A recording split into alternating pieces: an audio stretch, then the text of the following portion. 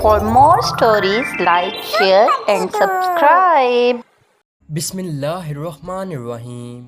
अस्सलामु अलैकुम दोस्तों, आज की वीडियो में हम हज़रत इब्राहीम अलैहिस्सलाम और उनके बेटे हज़रत इस्माइल अलैहिस्सलाम की कुर्बानी का वाक़या बयान करेंगे।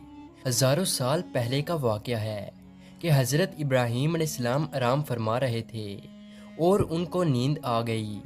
आप अलैहिस्सलाम ने ख्वाब में देखा कि अल्लाह ताला उनसे फरमा रहा है, ए इब्राहीम, अपनी सबसे प्यारी और अजीज़ चीज़ को मेरी राह में कुर्बान करो। जैसे ही सुबह हुई, आप उठे और सोचने लगे कि नबी का ख्वाब कभी झूठा नहीं हो सकता। उस वक्त आपके पास बहुत से ऊँट मौजूद थे। आपने 100 ऊँटों की कुर्बानी दी।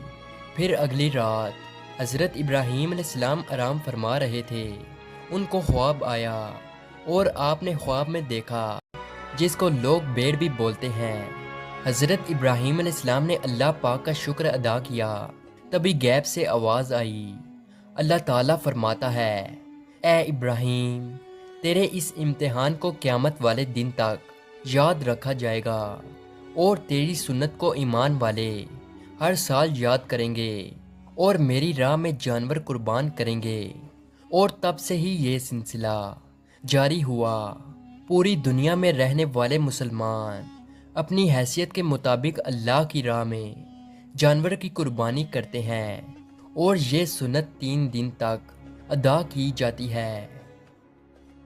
कुर्बान करेंगे। हज़रत इब्राहीम अलैहिस्सलाम अपनी ज़ौजा हज़रत हाजरा के पास आते हैं और उनसे फरमाते हैं, ए हाजरा, आज इस्माइल अलैहिस्सलाम को तैयार करो, इसे गुस्ल करवाओ और खुशबू लगाओ और इसको नए कपड़े पहनाओ। आज हम अपने दोस्त की दावत पे जा रहे हैं। यह सुनकर हज़रत हाजरा बहुत खुश हुई और हज़रत इस्माइल अलैहिस्सलाम को तैयार किया, नए कपड़े पहनाए। फिर इब्राहीम अलैहिस्सलाम अपने रहते जिगर को लेकर फ़लस्तीन से मक्का की तरफ रवाना हुए। तभी पीछे से शैतान आया और हज़रत हाजरा से कहने लगा कि ए हाजरा, तुम्हें पता भी है कि तुम्हारे बेटे को इब्राहीम अलैहिस्सलाम कहाँ लेकर जा रहे हैं। वो उन्हें दोस्त की दावत पे नहीं लेकर जा रहे, बल्कि उन्हें मारने के लिए जा रहे हैं। बीबी हाजरा अलैहिस्सलाम ने फरमाया, ए शैतान, तुम पर लानत हो। मेरे इब्राहीम अलैहिस्सलाम ऐसा क्यों करेंगे? वो अपने बेटे को क्यों मारेंगे? तो शैतान बोला कि हज़रत इब्राहीम अलैहिस्सलाम ने ख्वाब में देखा है कि उन्होंने अपने बेटे को कुर्बान करना है, इसलिए वो अल्लाह की राह में इस्माइल अलैहिस्सलाम को कुर्बान करने जा रहे हैं। तो हज़रत हाजरा ने फरमाया, ए शैतान, तुम पर अल्लाह की लानत हो। अगर ये हमारे रब की तरफ से हुक्म है तो ऐसे एक इस्माइल तो क्या, हम हज़ारों इस्माइल भी अल्लाह की राह में कुर्बान कर देंगे। फिर शैतान हज़रत इस्माइल अलैहिस्सलाम के पास आकर कहने लगा कि तुम्हें पता है कि तुम्हारे बाबा तुम्हें कहाँ लेकर जा रहे हैं? वो तुम्हें अल्लाह की राह में कुर्बान करने के लिए जा रहे हैं। तो इस्माइल अलैहिस्सलाम ने फरमाया कि मेरे बाबा मुझे अल्लाह की राह में कुर्बान कर दें, इससे बड़ी खुशकिस्मती और क्या हो सकती है। फिर शैतान यही सवाल लेकर हज़रत इब्राहीम अलैहिस्सलाम के पास आया और कहने लगा कि तुम अपने रहते जिगर को क्यों कुर्बान कर रहे हो? तुम्हें पता भी है कि तुम्हारी कुर्बानी कबूल होगी या नहीं? ये तुम्हारा बेटा है, तुम्हारा रहते जिगर है और तुम इसे कुर्बान नहीं कर सकते। फिर हज़रत इब्राहीम अलैहिस्सलाम ने पत्थर उठाकर शैतान को मारा और उस पर लानत की।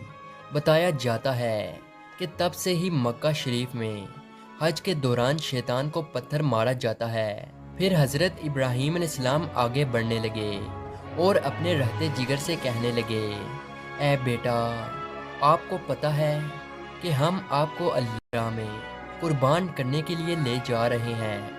तो हज़रत इस्माइल अलैहिस्सलाम ने फरमाया कि ए बाबा जान, मेरे लिए इससे बड़ी खुशकिस्मती اور کیا ہو سکتی ہے کہ اللہ کے نبی مجھے اللہ کی راہ میں قربان کرنے کے لیے لے جا رہے ہیں۔